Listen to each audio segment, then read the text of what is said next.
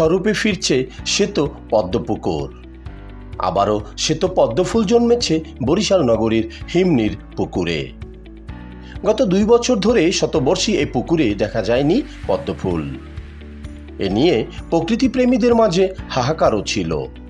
তারা ভেবেছিল বিরল শ্বেত পদ্মফুল হয়তো হারিয়ে গেছে। ব্যাপটিস্ট মিশনারিদের জেনানা কুঠির নামে পরিচিত 1896 খ্রিস্টাব্দে তৎকালীন স্টিমার কোম্পানি এখানে বেশ কিছু বাংলো নির্ধারণ করে বাড়িটি মটম হল নামকরণ করেছিল। পরে মটম হলকে স্টিমার কোম্পানির ইঞ্জিনিয়ার হল্যান্ড বেরি আরও উন্নত ও সৌন্দর্য বর্ধনের লক্ষ্যে পুকুরটিতে পদ্মফুল রোপণ করেন।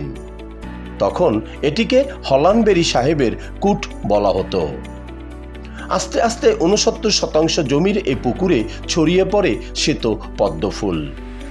মৌসুমে পদ্মফুলে ভরে থাকত পুকুরটি। তখন প্রকৃতিপ্রেমীরা জড়ো হতো এখানে।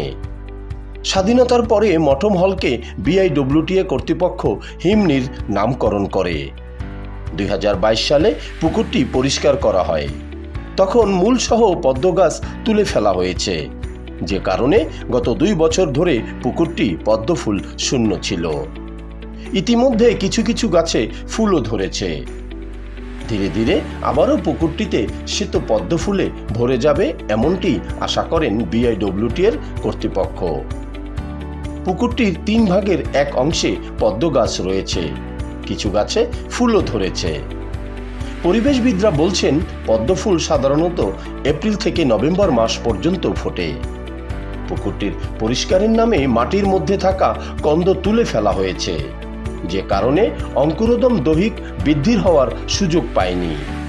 এবছর যতটুকু পেয়েছে ততটুকুতেই গাছ বৃদ্ধি পেয়ে ফুল ফুটেছে।